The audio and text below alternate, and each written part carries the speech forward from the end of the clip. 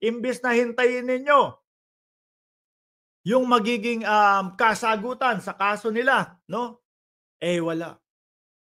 Ang sagot niyo pinupulitika si Kibuloy. Aba, ang daming tao na nagrereklamo dito sa tao na 'to, ha. Panggagahasa, ano pa, qualified human trafficking, oh, pagbebenta ng OTAP, oh. Kung gusto niyo na kumita at yung ₱20 na bigas na hinihiling ninyo na hindi matupad-tupad, sabi niyo nga 'di ba, pangako ni BBM ₱20 na bigas, pero iba pagkakarinig namin, eh, pangarap ni BBM na magkaroon ng ₱20 na bigas. O dahil pangarap niya, inuunti-unti pong gawan ng solusyon mga kababayan. Ngayon may mabibili na ₱20, ₱27 na bigas, doon po sa mga ano tawag dun, paki-comment nga diyan mga bossing, sa araw ng Biyernes, Sabado at Linggo. Oh, ginagawan 'di ba, mga bossing, mga bossing. So kung kayo po, eh, hanggang ngayon sigaw niyo pa din ₱20 na bigas, ko tumulong kayo magbenta ng OTAP baka sakali o kadiwa, ayan sabi ni Terry Paulino, kadiwa. Tumulong kayo sa pagbenta ng OTAP, baka yan makatulong sa inyo upang madagdagan yung pambili niyo ng ₱20 na bigas. Si Eric, inuuto na po si Kibuloy mga kababayan. Sabi ni Jeffrey Eric Celis, napakahalaga at pambihira ng pamamaraan ni Pastor Kibuloy at ng Kingdom of Jesus Christ. Oh, mga Katoliko na nakasuporta po doon sa dating Pangulong Duterte na merong 20,000 hanggang 30,000 na nategi nung panahon ng siya ay nanunungkulan. Lipat na kayo dito, napakahalaga at pambihira daw nung pamamaraan ni Pastor Kibuloy, 'no? Total naman, eh, hindi kayo naniniwala doon sa mga kaparian. Total naman, eh, hindi kayo pro-life na lagi pong sinasabi ng simbahang Katoliko. So, lipat kayo dito kay Kibuloy.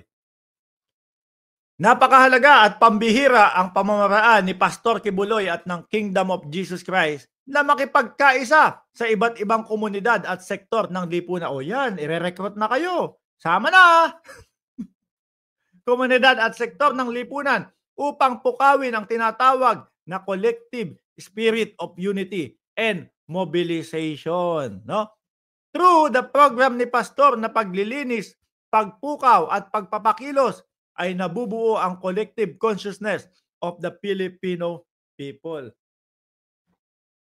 Eto si Celis, inuuto lang si Kibuloy, eh.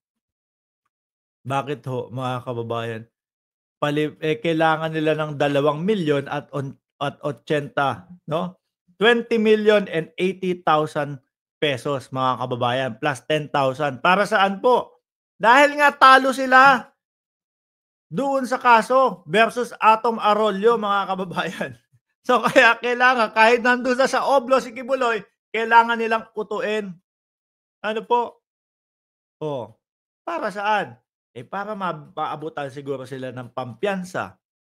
Buong mundo may inflation, sabi ni Lilibet Mozo, no? Kaya 'wag na silang maghanap ng murang bilihin. Pasalamat nga po tayo kahit papaano ginagawan ng presidente na mapaayos ang ating bansa, no? Sabi ni Matilda, "Pagala pa lang nakakabugoy na si Kibuloy." Totoo ho. Ano kaya mangyayari dito kila Celis? Kasi ang alam ko ho, mga kababayan, doon sa defamation na kaso, eto alam ko lang ha, kumbaga criminal offense yan, eh. Ang hindi ko lang maintindihan bakit walang kulong sila. Siguro, um, danyos lang ang habol, puwede kaya yon? Totoo, hindi ko po alam kaya ako'y nagtatanong. Danyos lang siguro ang habol. Pero hindi lang po yan yung kaso ni Celis, meron pa pong kakaharapin na kaso yan. Si Celis, si Baduy, si Lord, kilala niyo po si Lord? Oh, madami dito yung matagal nang nakikinig sa politika. Si Lord, oh, kilalang-kilala 'yun, may kaso din 'yun, 'di ba? Civil case kasi, eh, okey. Sel Ordonez, shoutout po sa inyo, ma'am. Oh, paano 'to? Alam niyo ho, mga kababayan, ipinipilit po ng kampo na ito na top 1 o nasa top 5 daw po si Kibuloy ng Senado, mga bossing, 'no? Do'n naman po sa mga malalaking mga surveys, ang nakita ko naman po nasa top 20 pataas si Kibuloy. Pero po do'n sa kanilang gawa-gawa na mga survey, mga kababayan, aba, number 1 si Kibuloy, Eto papakita ko sa inyo, yung talagang, asan ba yun? Yung talagang survey na kahit papaano, masasabi natin na na tama ano, eto,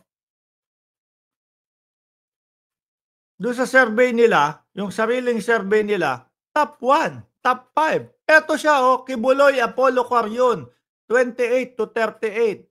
Oh, kahit ho sandamakmak na ano na, ayan, kahit ho sandamakmak na billboards na yung ipinakalat nila dun sa EDSA, ayan, top 28 at top 38 pa din. Sino yung kasama niya diyan? Si Jimmy Bondoc. Dun sa survey nila si Jimmy Bondoc nasa top 7. Sino pa? Si Marcoleta Rodante, number 22, number 23. Karamihan ho sa kanila nandoon sa dulo ho, mga bossing, 'no? Nasaan si ano, nakita ko isang beses si Puting Ahas, asan ba yun? Nasa top 10, nasa top 20 din yun. Si Puting Ahas, wala din ho umaasa na maging, na makapasok ho sa senador yung mga yan, mga bossing. Bakit ho? Ay siyempre, para mapawalang bisa nila o niya ang kanyang kasalanan. Balik tayo diyan. Napakahalaga at pambihira. Ano po ba yung mga pinagsasasabi nila diyan? Ang nakakatakot diyan, ako ho, kung sakali na madaanan yung lugar na meron akong kamag-anak, sasabihin ko agad, "Uy, mag-ingat kayo diyan." 'Di ba? "Uy, mag-ingat kayo diyan. Baka mamaya," lalong-lalo na ho doon sa mga ano, dahil doon sa mga ano tawag dito? Doon sa mga kababaihan, uy, mahilig sa babae daw 'yan. Sabi ni Hermoso Del Pino, "Fake, you are not a judge." Sino ba may sabing judge ako? Wala naman. Alin ang fake? Yung survey. Mas fake yung sinasabi nila na number 1 si Kibuloy sa survey. Yun ang nakikita ko. Kung mayor ang tinakbo ni Kibuloy nga, lagi ko paulit-ulit kong sinasabi, kung mayor ang tinakbo sa loob ng kulungan, malamang sa alamang number 1 si Kibuloy. Madaming magmamasahe sa kanya. 'Di ho ba?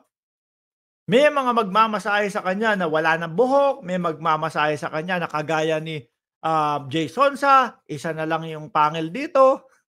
Oh, nasanay ho kasi na ang nagmamasahe sa kanya, ano, yung mahahaba buhok, amoy Palmolive yung mga tawag dito, yung mga shampoo, kumpleto yung ano, yung uniform na pajama, 'di ba? Doon wala, nakahubad na agad Kibuloy, 'di ba? Tuloy natin mga kababayan, dumako naman tayo sa ating Vice Presidente. Eto daw ho.